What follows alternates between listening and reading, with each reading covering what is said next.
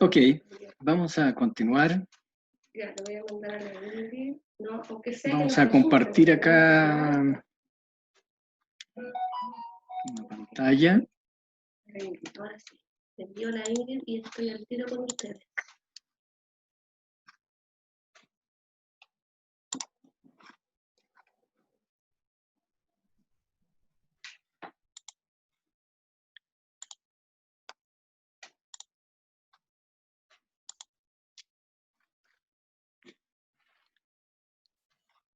Ya, a la Marcela no la veo conectando, dice. Ok. Ya. ¿Pueden ver el icono de grabación, de que se está grabando? Las clases, así que comencemos. Sí, profe. Ya, gracias. Bien. Ya. Entonces vamos a ir a revisar esto, ¿de acuerdo? Ahí tenemos nuestra técnica del valor actual neto. Ahí está la de... Esperamos Ingrid, admitir. Ya, admití a la Ingrid. Ya. Esta técnica del valor actual neto y la de la TIR, que recuerden que la TIR proviene de esto también, porque la TIR es la solución a la ecuación de esto sea igual a cero, así que la TIR también proviene de esto. Pero en estricto rigor, la técnica del valor actual neto tiene algunas, a ver, no digamos que son defectos, sino algunas limitaciones. ¿De acuerdo? Porque yo no puedo volar con mis brazos, con mis manos, eso no es un defecto, es una limitación, una limitante. En la técnica del valor actual neto tiene también algunas limitaciones.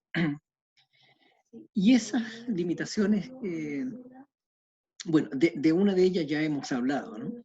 Que tiene que ver con, un poco con la imposibilidad de proyectar los flujos futuros de manera certera. Entonces uno solo se aproxima y encuentra valores estimados. Esos valores estimados no necesariamente están cerca del verdadero valor. O sea, ahí hay una limitante. O sea, estimar ya es algo complicado. Se recurre generalmente a la estadística y eso tiene una serie de limitaciones. Al final de cuentas no son más que estimaciones. ¿De acuerdo? Entonces, eso ahí tenemos una limitante. Pero el valor actual neto tiene otra limitante, que también, digamos, la coarta bastante en su posibilidad de aplicación de cálculos de valores y de su posibilidad de valoración, en realidad. Y que tiene que ver con un tema que nos vamos a referir a él como un tema de flexibilidad. ¿De acuerdo? A ver, a mí me informaron que hasta el 15 de mayo ustedes tienen la posibilidad para eliminar sus cursos. ¿Están en conocimiento de eso ustedes? Sí. Ya. Hasta el 15 de mayo tienen posibilidad para eliminar sus cursos. Quien decida eliminar alguno de estos cursos, en particular este, por favor me avisa, ya para evitar problemas después, me avisa para tenerlo en cuenta aquí sobre todo en estas plataformas electrónicas. Bien. Yo no sé cuándo se incorporó esa posibilidad en la carrera. No recuerdo en qué momento. Eso antes no estaba. Entonces, hace un tiempo atrás, tú te inscribías en un curso y si al cabo de una semana o de 2 semanas o de un mes tú te arrepentías de haber tomado el curso, estaba fregado nomás, porque había que había que reprobar nomás. Si tú decidías no continuar en el curso, porque no estaba la posibilidad de eliminar, de abortar un curso, si tú quieres. Ahora sí está esa posibilidad. Pregunta, ¿ustedes creen que esa posibilidad de eliminar un curso tiene impacto sobre el valor el valor de tomar un curso, por ejemplo, ¿tendrá impacto, no?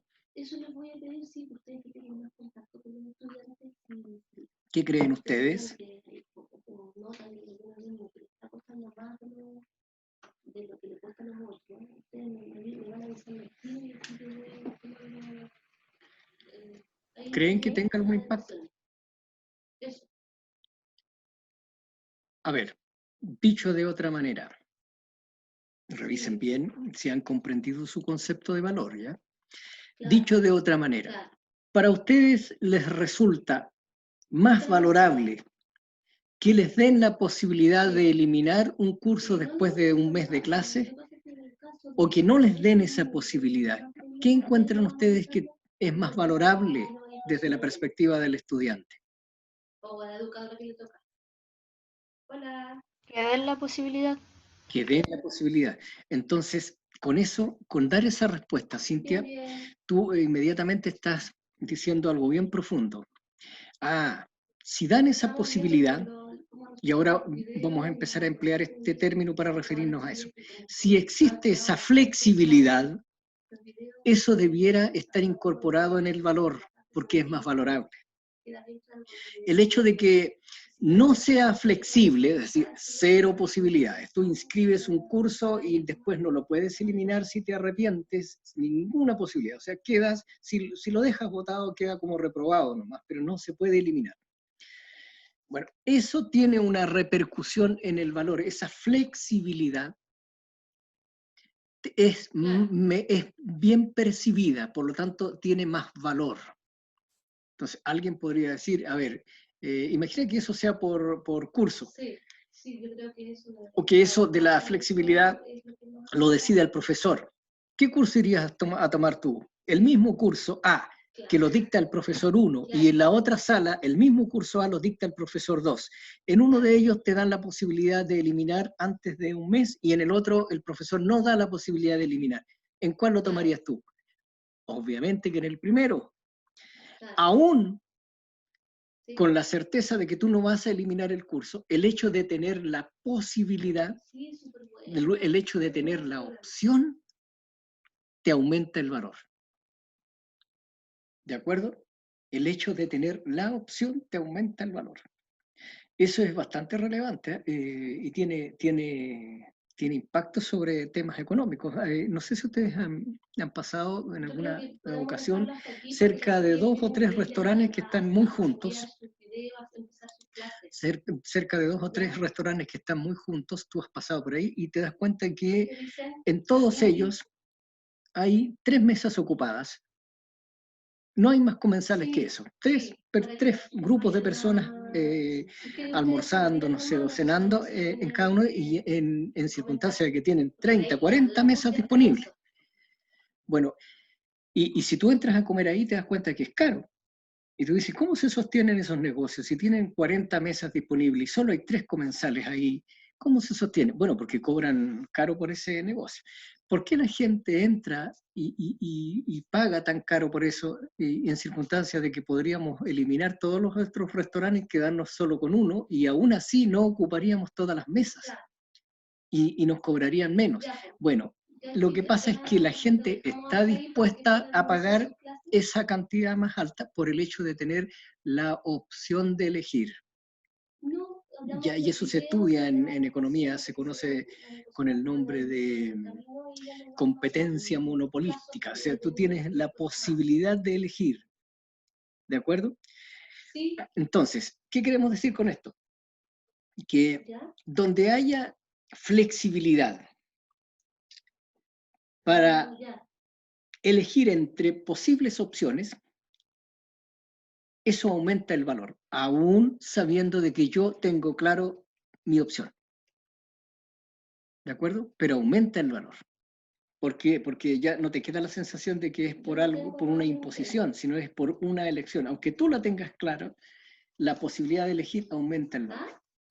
¿Qué ocurre con el valor actual neto? Que el valor actual neto no tiene ninguna posibilidad de incorporar flexibilidad en la estimación de flujos. Cuando tú vas a calcular el valor actual neto, imagínate que esto lo esté haciendo un computador Tú conversas con el computador y el computador te dice, tráigame los flujos. Y tú le dices, ya, ¿y la tasa de descuento? Bueno, la tasa de descuento para este tipo de proyecto es 15%. Ya, es más que el banco porque es un proyecto riesgoso. Ya, ahora tráigame los flujos. Bueno, en el periodo 1, el primer año, el flujo es 6. En el segundo año, el flujo es 7. En el tercer año, hay dos posibilidades. El flujo podría ser 4 o podría ser 6. La maquinita, el computador te va a decir, no entiendo eso. Ingréseme un flujo. Y tú le vas a decir, bueno, pero hay dos posibilidades, puede ser 4 o 6, y él te va a volver a repetir, igual que esas máquinas de los supermercados, donde te dice, pase el producto, vuelva a pasar el producto. Bueno, aquí te va a responder, ingrese el flujo. Es que hay dos posibilidades, señor computador, puede ser 6 o 4, ingrese el flujo. Entonces tú te vas a ver en la obligación de ingresar un flujo. Entonces al final, ¿a qué vas a recurrir? Al típico promedio, a lo que concurrimos todos. Entonces uno va a decir 6, el promedio entre 6 y 4 da 5, y le ingreso el 5. Pero al ingresar el 5, no estoy ingresando la posibilidad de elegir entre 6 o 4. ¿Se fijan? Me vi obligado, ¿por qué? Porque este mecanismo, esta herramienta, o ya incorporada en un computador, entonces ahora este computador no entiende de alternativas y le da exactamente lo mismo. Él quiere que le ingreses un flujo, entonces tú le dices, ya, pero después del tercer año yo podría elegir, optar por el 6 o el 4 e ingrese el flujo. No te permite eso, ¿de acuerdo? Tampoco te va a permitir otro tipo de flexibilidades, por ejemplo, la de abortar, lo que ocurre a ustedes con el curso. Entonces, en un proyecto también podría pasar lo mismo. Ingrese el flujo 1, 6, ingrese el flujo 2, 7, ingrese el flujo 3. No, aquí tengo dos posibilidades. Aborto el proyecto y lo dejo como 0 de aquí en adelante, o podría ser un flujo de 9. Entonces la máquina te va a decir, ingrese un flujo. No, pero es que tengo dos alternativas, porque aquí yo podría abortar el proyecto y no seguir. Ingrese un flujo. Te obliga ese procedimiento, esa herramienta, a que tú ingreses un flujo. No te acepta el hecho de que tú tengas la posibilidad de elegir una opción o la otra. ¿De acuerdo? Ya, esa es una limitante del valor actual neto. Y es una limitante no menor, chiquillos, porque y chiquillas, los proyectos en la actualidad, a ver, en mi época de joven, los proyectos de innovación eran los mínimos. Habitualmente los proyectos eran de cosas conocidas. O sea, alguien va a poner una panadería, voy a plantar árboles, voy a poner una industria manufacturera, pero no eran proyectos innovativos. En la actualidad, el mayor porcentaje de proyectos que se están generando por ahí en la vida cotidiana son innovaciones, emprendimientos. Y en las innovaciones, ¿cómo tú vas a proyectar flujos? Por ejemplo, si yo quisiera instalar una panadería, es fácil porque yo estudio todas las panaderías que hay en el mercado y yo conozco más o menos sus flujos, los puedo estimar a partir de sus ventas. Pero si lo que yo quiero vender es un producto que nadie antes lo ha vendido, ¿en qué me voy a sostener para ir a proyectar flujos? Complicado. Entonces ahí me gustaría recurrir a opciones.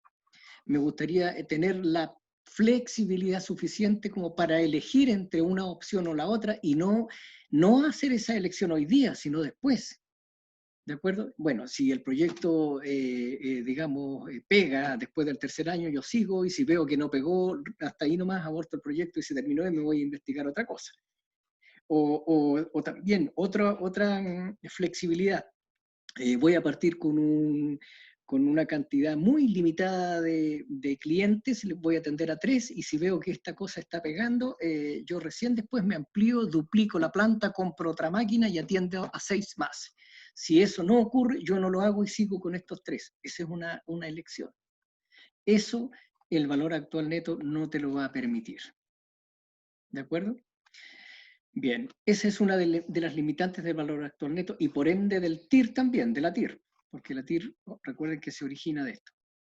Entonces, como herramienta es bien buena el valor actual neto, pero quizás sea bueno utilizarla complementariamente a otra herramienta que sí incorpore la flexibilidad. Si ustedes se preguntan, o alguien les pregunta, bueno, pero ¿por qué es necesario incorporar flexibilidad a la hora de evaluar? Bueno, está claro, yo encuentro que tiene más valor que me den la posibilidad de anular el curso a que no me la den, aún sabiendo que yo no voy a eliminar el curso, aún teniendo claro que yo voy a jugármela hasta el final. De todas maneras, el hecho de tener la opción me aumenta el valor. Ya, ¿y cómo mido ese valor? Con el VAN o con el valor actual no se puede, ¿de acuerdo? Porque no acepta aquí opciones. Entonces hay que recurrir a otras cosas. Hay que recurrir a... Aquí en esa diapositiva ahí aparecen las limitaciones y habla de lo que nosotros estamos hablando, ¿de acuerdo? Ahí están los métodos tradicionales y menciona ahí las limitantes. Entonces, ok, hagámonos cargo de, o busquemos o desarrollemos alguna herramienta que sí me permita a mí incorporar esa flexibilidad, esa capacidad de elegir opcionalmente entre una alternativa u otra y que eso sea medible o capturable por el valor del proyecto. ¿De acuerdo? Eso vamos a hacer. Bien, entonces después ustedes se van a encontrar aquí con unas tablitas, van a ver qué tipo de opciones son las que uno puede tener en la vida real en proyectos. Observen que aquí hay dos conceptos, opciones reales y acá opciones financieras. No son lo mismo, se emplean como sinónimo, pero no son lo mismo. ¿De acuerdo? Entonces, en opciones reales, en los proyectos para abajo, más abajo hay una tablita, ustedes después la revisan, hay varias.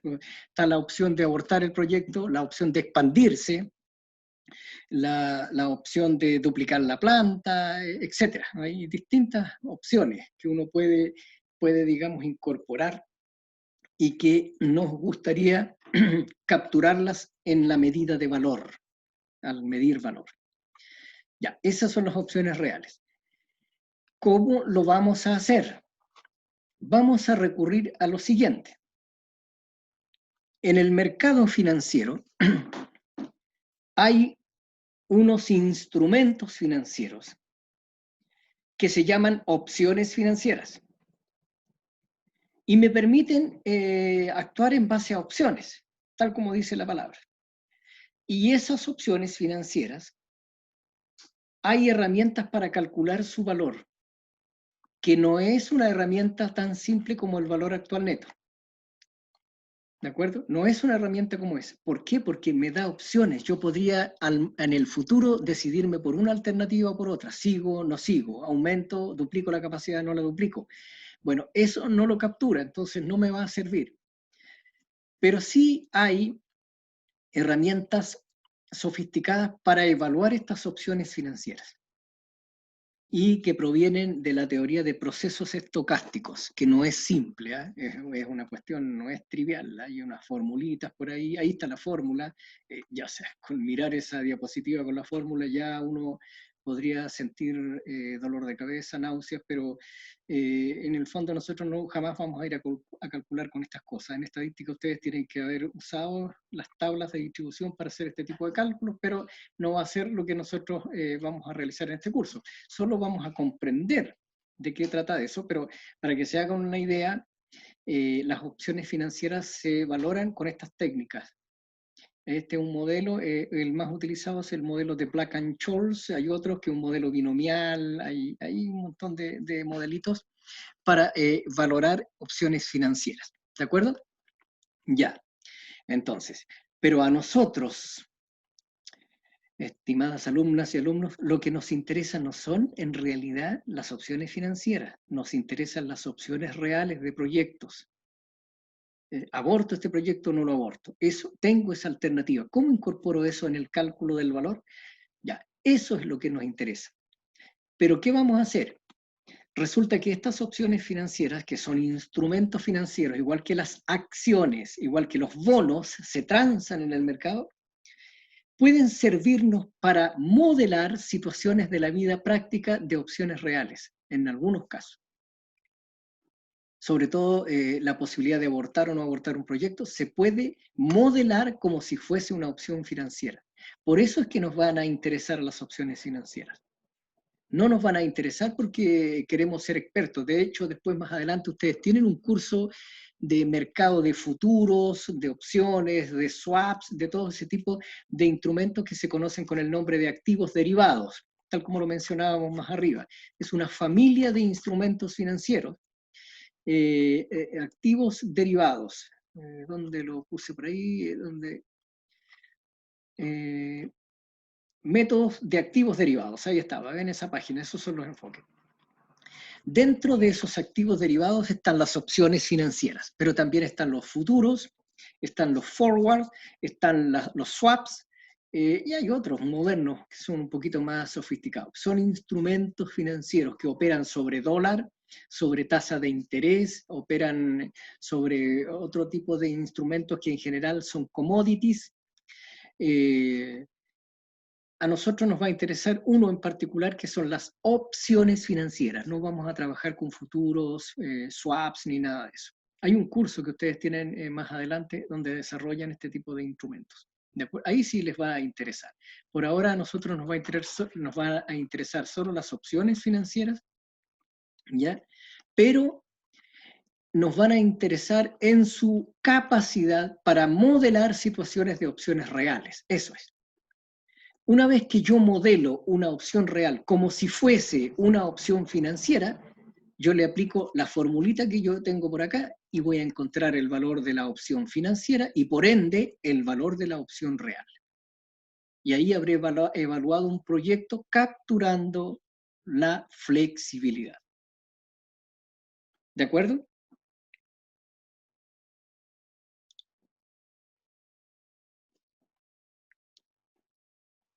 ¿De acuerdo? Sí, profe. Ya, eso, chiquillos, que al menos que alguien me responda para no sentir tanta soledad en esta sala virtual.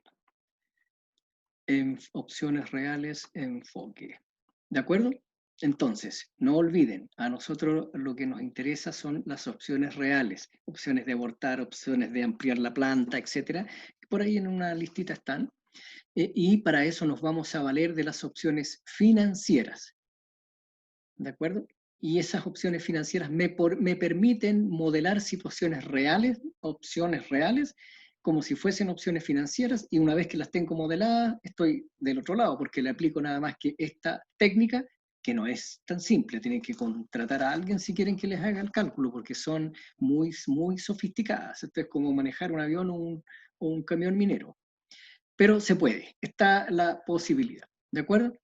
Por lo tanto, ¿qué vamos a hacer en lo sucesivo, en lo que viene de este curso? O sea, ¿a qué nos vamos a dedicar en algunas horas más de este curso? Va a ser a estudiar las opciones financieras. Les insisto, no porque nos interesen ellas, sino más bien porque ellas nos permiten modelar opciones reales. Y después yo puedo aplicar fórmulas para calcular valor. ¿De acuerdo? Ya, muy bien. Entonces vamos a presentar las opciones. Ustedes tienen ahí esa figurita, vamos a presentar las opciones. Me voy a ir espérame un poco, me voy a ir a compartir la pizarra.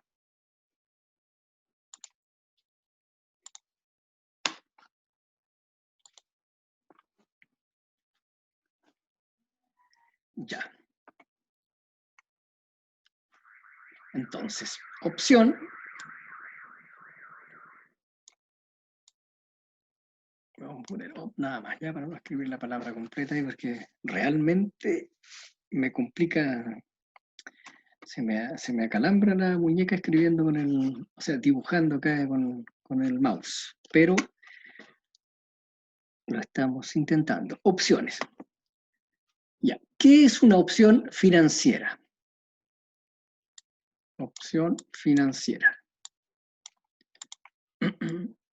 Opción financiera. ¿Qué es una opción financiera?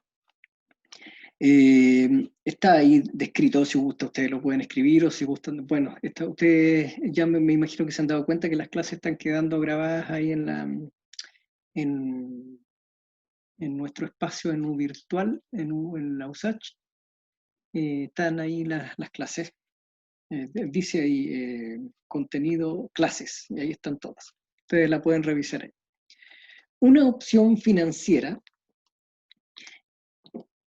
es un instrumento financiero que corresponde o que pertenece a la familia de los activos derivados.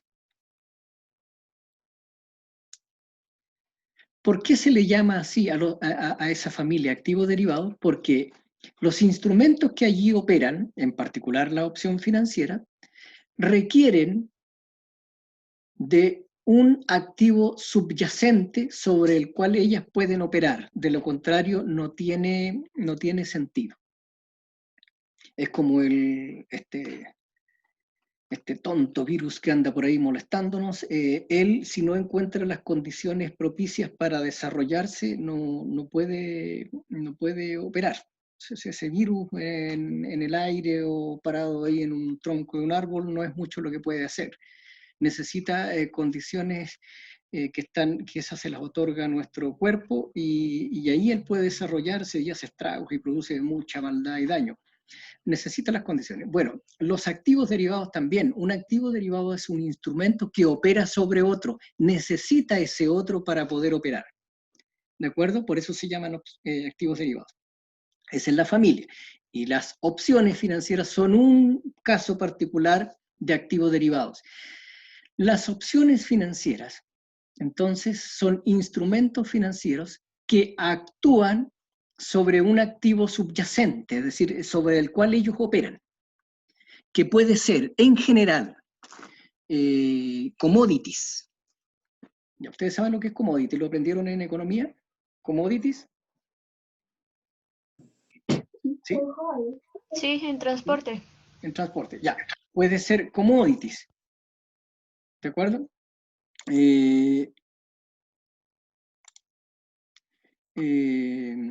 Pueden ser también tasas de interés. Puede ser dólar. Ellas operan sobre ese tipo de instrumentos en general. ¿De acuerdo? Commodities, recuerden ustedes que son aquellos bienes básicos con muy poca sofisticación de parte de las personas. O sea, el cobre es un commodity, porque ya es cobre nada más. Cuando se transforma en cable o en otro tipo de cosas, ya ahí comienza a tener más valor y deja de ser commodity. El trigo es un commodity, pero yo no me sirvo un grano de trigo así como así, eso me sirve para hacer harina y después viene el pan y otro tipo de productos. O sea, el trigo es el commodity, la harina ya no es tan commodity porque está ya más procesada. ¿De acuerdo? Entonces, en general, las opciones financieras son instrumentos financieros que operan sobre activos subyacentes, que pueden ser commodities, tasas de interés, dólares, etc. ¿Y cuál es la función que cumplen? Ellas me permiten comprar o vender. Comprar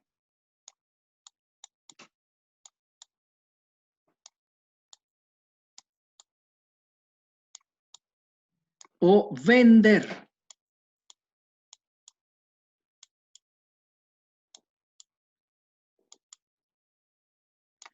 un activo subyacente en una fecha futura. ¿De acuerdo? Me otorgan un derecho opcional a comprar o a vender un activo subyacente específico en una fecha futura a un precio establecido ahora. ¿De acuerdo? Si la opción me entrega el derecho opcional a comprar, se le denomina opción call.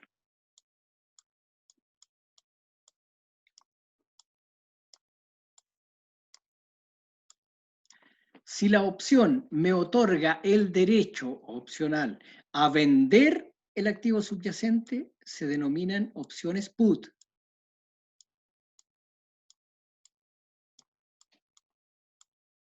Entonces, hay opciones call que me otorgan el derecho opcional a comprar, y también hay opciones put, que me otorgan el derecho a vender.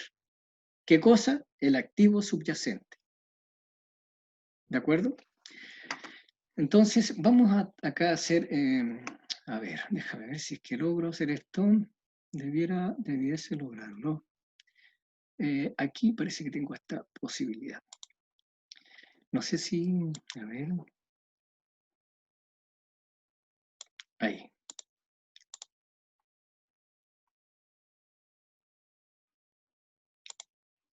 Ya.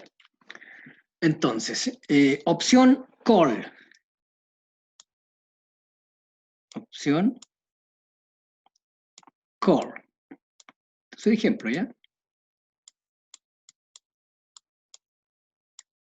Opción call.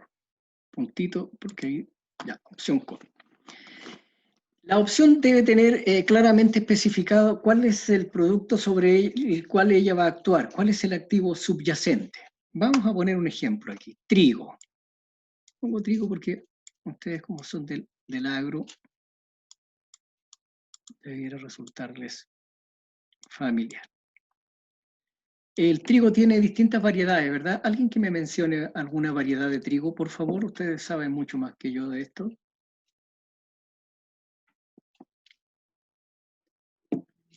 ¿Conocen alguna, han visto por ahí en sus cursos alguna variedad de trigo específica que sea muy bien conocida?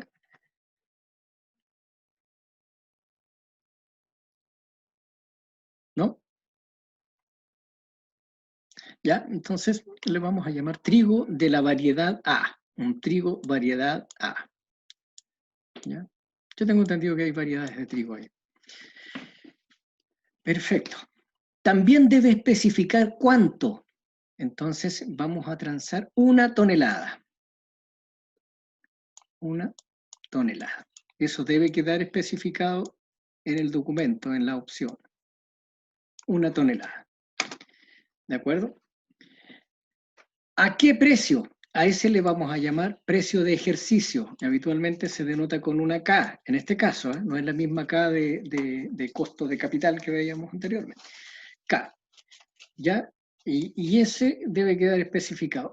¿Ustedes saben cuánto cuesta 1 tonelada de trigo actualmente? Para no andar con valores tan alejados. ¿Alguien tiene idea? ¿Cuánto costará 1 tonelada de trigo? O 1 kilo de trigo, no sé. No sé. ¿Cuánto, hija? No le escuché. No sé.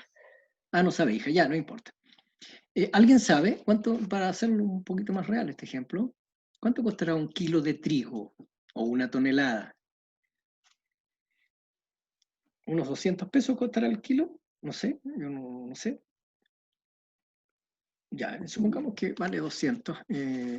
Entonces, la tonelada va a valer 200. Pensemos que la tonelada vale 200, para no escribir un número tan grande. Ese es el precio de ejercicio. ¿Ya? Y tenemos que poner cuál es la fecha de vencimiento.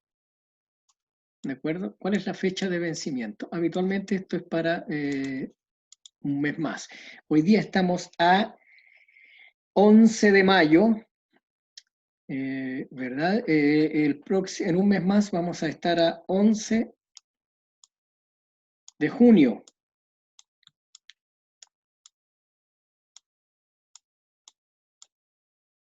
11 de junio del 2020.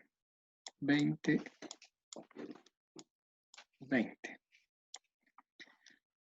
¿De acuerdo? Entonces, tenemos todas las cosas necesarias para definir una opción. Este es un instrumento que le otorga a la persona que lo tiene en la mano, al que lo adquirió, el derecho a. Por favor, me ayudan ustedes. ¿Derecho a qué cosa? A comprar. Perfecto, gracias, muchas gracias. El derecho a comprar. ¿A comprar qué cosa?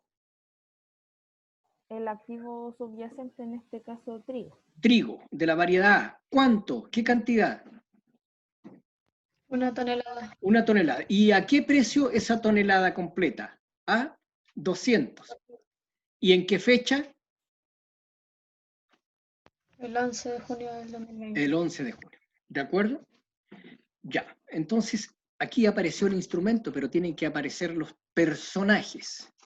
Profesor, Hija, dígame. perdón, una pregunta. ¿Sí? ¿La fecha significa que se puede comprar el activo solo en esa fecha o hasta esa fecha? Buena pregunta. Es una excelente pregunta, María Antonieta. Hay dos tipos de opciones. Una de ellas son las opciones, nunca me acuerdo cuál es cuál, pero da lo mismo, si el nombre da lo mismo. Hay algunas de ellas que permiten ejecutar esto solo en una fecha, que es en esa fecha que está ahí. Y hay otras que te permite ejecutarla en cualquier momento hasta esa fecha. O sea, puede ser puede ser el 10 de junio, el 9, hasta desde mañana en adelante, incluso hasta de hoy día mismo, hasta el 11 de junio. ¿Ya? Las que se ejecutan, a ver, deja ver si es que no lo recuerdo mal, las que se ejecutan solo en esa fecha reciben el nombre de opciones europeas. Y las que se ejecutan en cualquier momento reciben el nombre de opciones americanas. Puede que esté dándote la definición al revés, eso lo podemos chequear. Siempre se me olvida porque en realidad no me interesa mucho el nombre, pero existen esas dos posibilidades. Nosotros, María Antonieta, para efectos de calcular, vamos a trabajar solo con las opciones que se pueden ejecutar solamente ese día. ¿Ya? Solamente ese día. ¿Por qué? Porque para efectos de cálculo se complejiza de manera terrible el cálculo. Esa formulita que yo te mostré ahí delante, que era de proceso estocástico, vale solo para opciones que se pueden ejecutar una sola vez, ese día nada más. Si yo incorporo la otra posibilidad, se complejiza mucho la fórmula, entonces, pero no tiene sentido para nosotros. Eso se lo dejamos después a un experto. Los niñitos que vienen egresando de matemática, además de traer el ego grande, traen muchos conocimientos en estas cosas y ellos pueden después hacer esos cálculos. A ellos les encanta ese tipo de cosas. ¿De acuerdo? Nosotros sí sabemos que está la posibilidad nada más. Entonces, completando o resumiendo la respuesta, nosotros vamos a trabajar solo con opciones que se pueden ejecutar en ese día nada más. ¿Ok? Sí, profesor, gracias. Ya, de nada, María Antonieta. Bien, me va a entregar ese derecho. Aquí tenemos que hacer aparecer los personajes. ¿Ya? Hay que hacer los personajes. Entonces, hay quien emite este instrumento. Y hay quien lo adquiere este instrumento. ¿De acuerdo? Como aquí no estamos en vivo y en directo, yo en la clase, ¿yo qué hago? Esto lo escribo en una hojita y después se los voy pasando en la mano a ustedes. Entonces, yo lo emito, se lo entrego. Y ustedes lo reciben. ¿Quién va a tener el derecho a comprar o vender? ¿El que lo emite o el que lo recibe? ¿Ya? Sí. Sí, sí me parece. Sí, me parece. ¿No? El que lo recibe. No, se te va a acostumbrarme.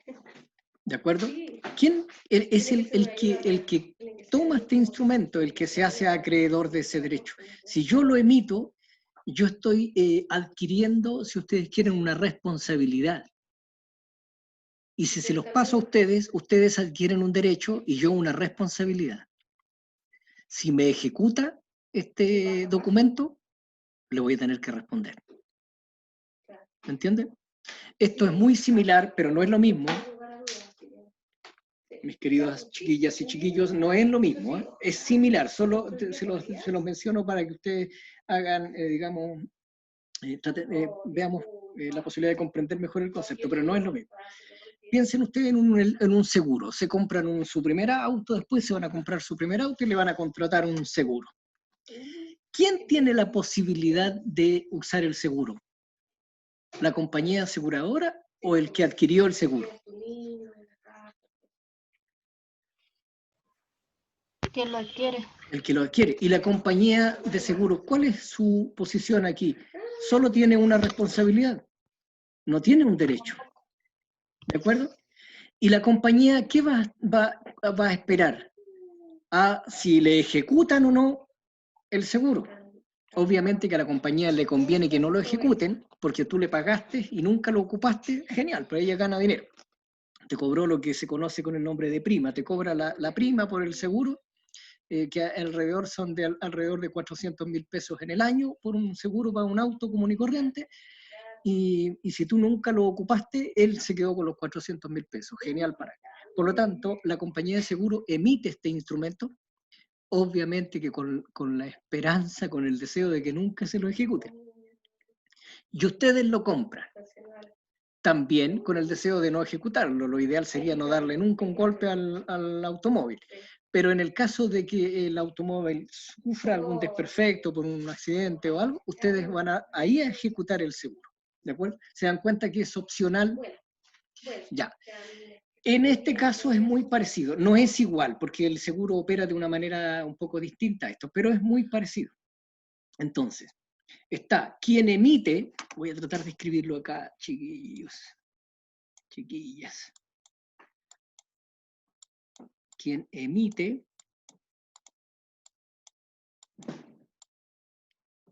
y quien, acá está, quien lo adquiere.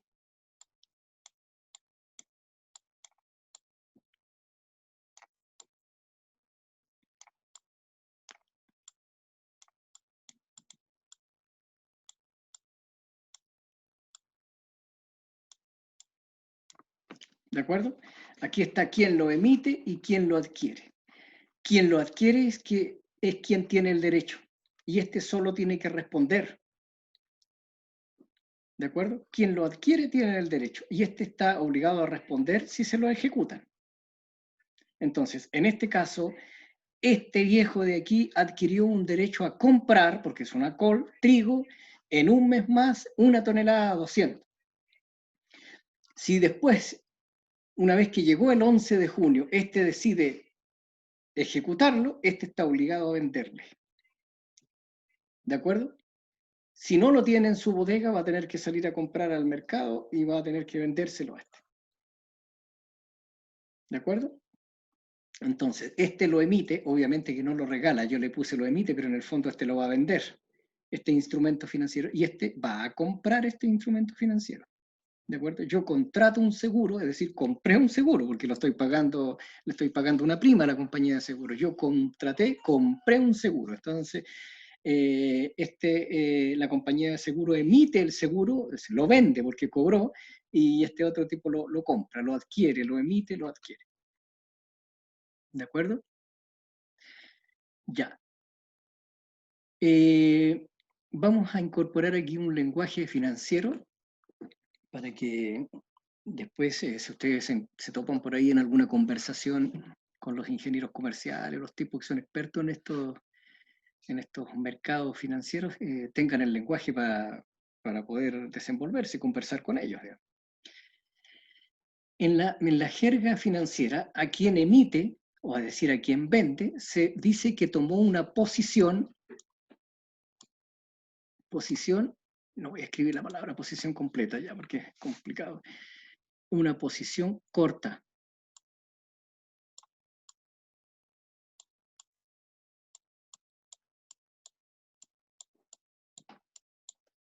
Y quien lo adquiere, quien lo compró, se dice que tomó una posición larga.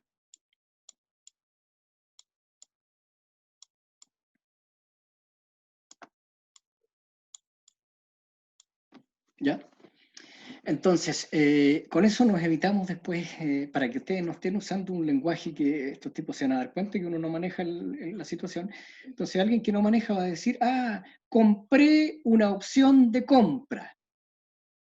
No, eso en la jerga financiera se dice, tomé una posición larga en una opción call. Vendí una opción de venta. No, eso quiere decir que tomé una posición corta en una opción put. Vendí una opción de compra, tomé una posición corta en una opción call. Compré una opción de venta, tomé una posición larga en una opción put. ¿Me entienden? Eso es. Ustedes se entrenen ahí después e incorporen el lenguaje para no cometer errores, que es más bien una jerga de vocabulario, pero es bueno conocerla. ¿De acuerdo? ¿Estamos de acuerdo? Si acá, Sí. ya, gracias, Cintia. Si acá, en lugar de call, yo hubiese puesto put, eso quiere decir que esa opción está otorgando el derecho a este viejo, el derecho opcional a vender. Como dice ahí call, eso quiere decir que le está otorgando a este viejo el derecho opcional a comprar. ¿De acuerdo? Este tomó la posición larga, este lo adquirió, este lo emitió o lo vendió, tomó la posición corta. ¿De acuerdo? En finanzas se usa mucho esa jerga. Entonces, aquí tenemos un instrumento que otorga un derecho opcional, porque si este quiere, lo ejerce. Llegado el 11 de junio, este podría decir, no lo ejerzo. ¿De acuerdo? En el caso de los seguros, opera distinto, pero igual nos sirve como ejemplo. También el derecho se puede pensar como opcional, ¿eh? Porque si yo le doy un golpe a mi autito nuevo, después de 2 meses, 3 meses, y fue un rayón, la gente toma en consideración lo siguiente, dice, ¿para qué lo voy a llevar a la compañía de seguro?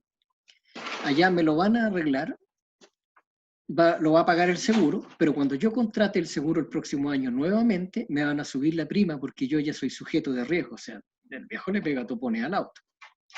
Entonces, para evitar eso y para que no me estén subiendo la prima el próximo año, yo voy a decidir no arreglar el vehículo usando el seguro. O lo dejo así con ese rayoncito o lo arreglo de manera particular, privada. ¿De acuerdo? Sí, también está esa opción, a pesar de que un seguro no es lo mismo que opción, pero sí comparten algunas similitudes. Bueno, acá también tengo el derecho opcional a comprar trigo, 1 tonelada a 200 el 11 de junio. Una vez llegado el 11 de junio, yo veré si ejerzo o no ejerzo ese derecho. ¿Me entienden? Esa es la diferencia con los futuros, o los forwards. Si ustedes se comprometen en lugar de una opción financiera call, lo hacen a través de un futuro, ahí están obligados. Llegando a la fecha, tienen que realizar la transacción, independiente de las condiciones de mercado de ese momento. En eso ahí hay una diferencia entre las opciones y los futuros. ¿De acuerdo? Ya. Tenemos un instrumento que puede ser call o put. Y tenemos aquí las personas que participan, el que toma la posición corta y el que toma la posición larga. Obviamente, este lo adquiere para protegerse. Y este otro lo emite. ¿Por qué creen ustedes? Este no tiene mucho que ganar. Si se lo emiten, está fregado, va a tener que respondernos. Y si no se lo emiten, bueno, se quedó con la prima. Entonces, ¿cuál será la motivación de estos viejitos aquí o viejitas para tomar posición corta? Si el que realmente se va a proteger va a ser este. Si yo necesito comprar 1 tonelada de trigo en un mes más, no tengo bodega donde guardarlo y necesito comprarlo en un mes más, ¿verdad? ¿Por qué no fijo inmediatamente el precio a través de esto? ¿Por qué? Porque podría yo tener la sospecha de que el precio se va a elevar, va a subir a 300, entonces mejor fijo al tiro un precio por este. Es decir, este se está protegiendo. Pero, ¿cuál será la motivación de estas personas? ¿Cuál creen ustedes que podría ser? ¿Cuál es la motivación de una compañía de seguros para emitir seguros si el viejo del dueño del auto se da un golpe y el arreglo le sale 4 millones, va a tener que pagarlo la compañía de seguros? ¿Cuál será entonces la motivación de emitir estos seguros? ¿O cuál será la motivación de tomar posición corta en estas opciones? ¿Qué creen ustedes? ¿Algún comentario?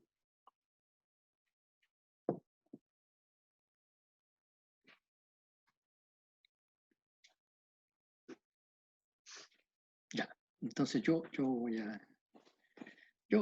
comentar, yo voy a comentar. La única motivación que tienen estos tipos para emitir estos instrumentos es con la esperanza de que nunca se los ejecuten.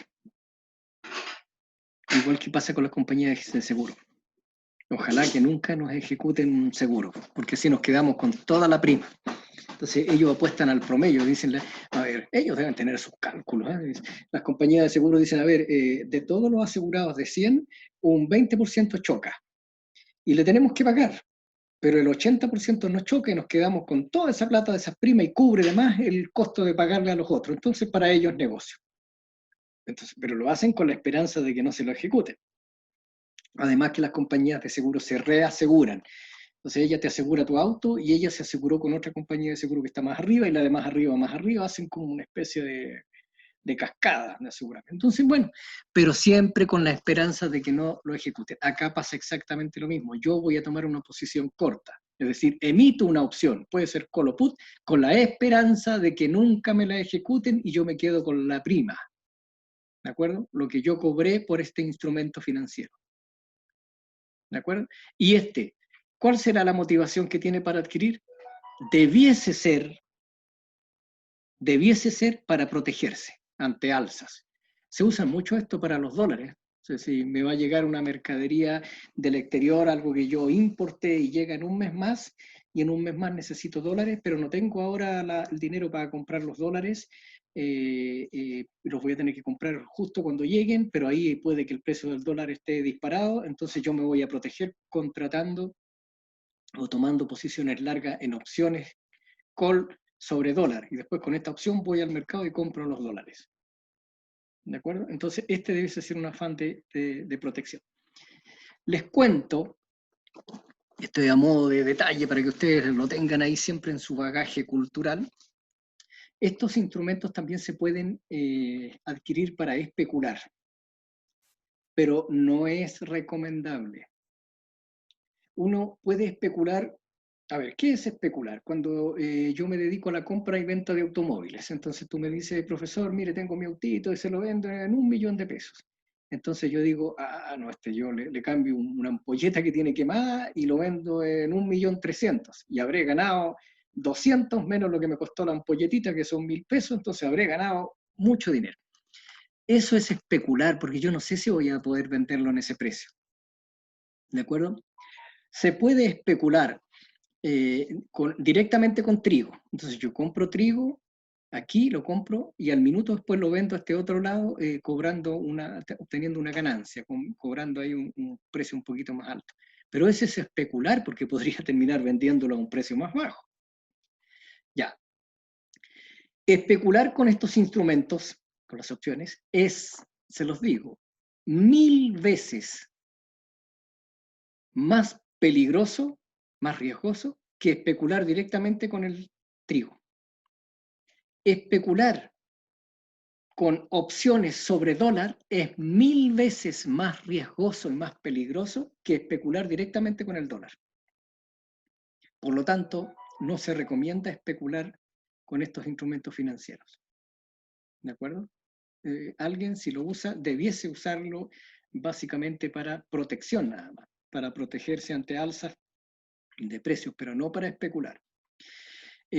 ¿Por qué? Porque estos instrumentos financieros son enajenables, a diferencia de mi libreta de matrimonio, que yo no puedo vender mi libreta de matrimonio, entonces yo digo, ya, usted ocupe mi puesto aquí como esposo, como marido, no se puede hacer eso. Esto, en este caso, sí. Yo puedo tomar una posición larga sobre una opción call, y antes del 11 de junio, la próxima semana, porque yo podría vender así como tomé una posición larga, después podría tomar una posición corta y la vendo, se la vendo a un tercero. ¿De acuerdo? Y podría empezar a especular con esto. Pero no es recomendable. Lo recomendable es adquirir esto y dejarlo hasta el final para ver si va a existir la necesidad de ocuparlo o no. ¿De acuerdo? Estas son opciones put y opciones call. ¿Alguna consulta?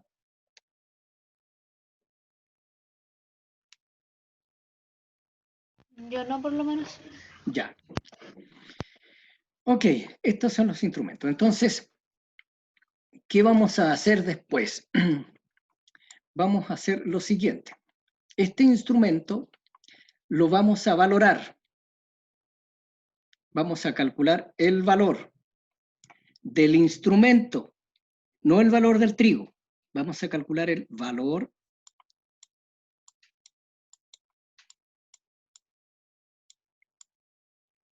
de la opción, del instrumento, no del activo subyacente trigo. Nos interesa calcular el valor de la opción. ¿De acuerdo?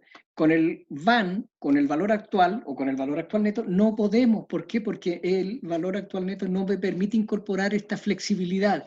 Yo podría este activo ejecutarlo o podría no ejecutarlo. Entonces, no tengo un flujo certero porque a futuro voy a tener la posibilidad, la opción de ejecutarlo o no ejecutarlo. Por lo tanto, eso el valor no lo puede capturar el valor actual. Entonces, necesito alguna técnica. ¿De acuerdo? Y mi técnica va a ser la formulita que mostré ahí, que es el modelo de Black and Scholes, y eso me va a permitir valorar, que eso es lo que vamos a revisar después. Pero tenemos que entender la situación, más que calcular. En este curso, en ningún momento les voy a pedir vayan y calculen el valor de la opción empleando el modelo de Black and Scholes con la tabla normal de la distribución, etc. No, eso no lo vamos a hacer. Solo me interesa que ustedes sepan que eso está. ¿De acuerdo? Mostrarles un camión minero con la cabina, pero no los voy a hacer conducir el camión minero. Entonces, tenemos que saber que hay alternativas para calcular ese valor. Tenemos que ir a buscar ese valor de la opción, no del trigo. Ya, vamos a partir calculando el valor mirado hoy, es decir, en la actualidad.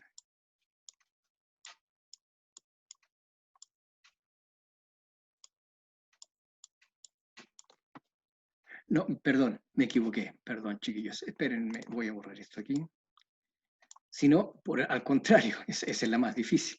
Voy a partir calculando el valor en el momento de la expiración. A esa fecha se le llama fecha de expiración. Entonces, esa fecha F,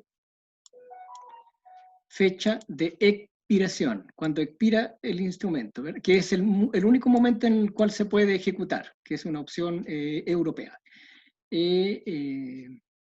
Fecha de expiración. ¿De acuerdo? Vamos a calcular el valor en la fecha de expiración, que esa es la parte fácil, no es complicado analizar el valor ahí. Y después vamos a calcular el valor en el momento actual, que es en el momento en cual se emite hoy.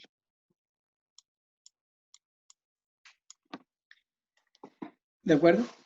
De hecho, esto es lo que a mí más me importa, porque ¿cuándo voy a transar el instrumento? Hoy día. ¿Cuándo se ejecuta? El 11 de junio. Ya, pero yo hoy día necesito saber cuánto vale este instrumento para poder vendértelo. Eso va a ser lo más relevante. Pero para poder entender eso, tengo que ir a valorarlo en la fecha de expiración, porque ahí es fácil saber. Ahí llegó la hora de la verdad. El 11 de junio del 2020, yo sabré con certeza si ejecuté o no ejecuté la opción. Si la ejecuté, tiene un valor, si no la ejecuté, toma otro valor. ¿De acuerdo? ¿Estamos de acuerdo? Eso vamos a revisar, eso ahí. Y después vamos a ir a ver cómo se calcula, y que de hecho ya les mostré la fórmula de Black and Scholes. Es complicado, pero para comprenderla un poco hay que ir acá primero, para ver cómo opera. ¿De acuerdo? ¿Estamos de acuerdo? Sí. Ya. Esto lo vamos a revisar la próxima clase, si Dios quiere, si estamos todavía dando vueltas por acá. Vamos a revisarlo ahí el próximo lunes. Y ahí vamos a analizar cómo se valora una opción, tanto call como put, primero en su fecha de expiración y después en el presente, en el hoy. Y una vez que tengamos eso, vamos a decir, oh, hay una forma de valorar opciones financieras. Entonces ahora retrocedemos y vamos a decir, oh, hay una forma entonces de valorar opciones reales, porque pueden ser modeladas como esto. ¿Ok?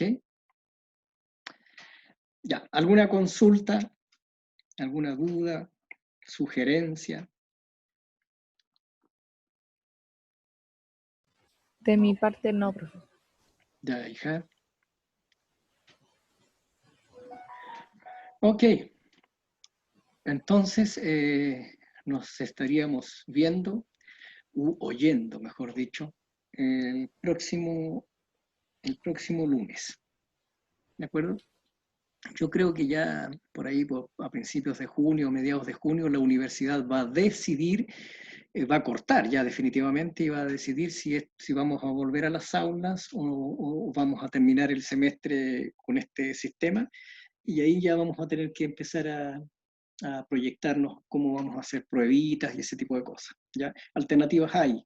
En la plataforma virtual hay alternativas para tomar evaluaciones. No lo podemos hacer los profesores porque hay un mandato de la rectoría que nos lo impide, pero si la universidad ve que no vamos a poder volver a las aulas, seguramente va a abrir ahora la posibilidad de evaluar con este sistema, digamos. Que no sería tanta sorpresa para nosotros, porque recuerden ustedes que la estructura de las pruebas, bueno, para quienes me ubican, las pruebas que yo hago tienen un componente de alternativas y eso se puede fácilmente trabajar en la plataforma virtual. Y el resto habría que traspasarlo o modelarlo como si fuese alternativa también. Así que está esa posibilidad.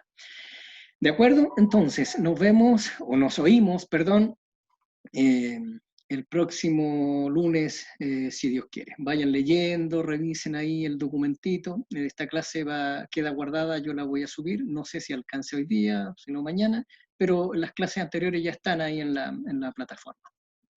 ¿Alguien ha podido revisar esas clases? ¿No ha tenido dificultad, no? Para revisar las clases. ¿Las pueden bajar? ¿Sí? Ya. ¿Se ven bien? Ya, perfecto.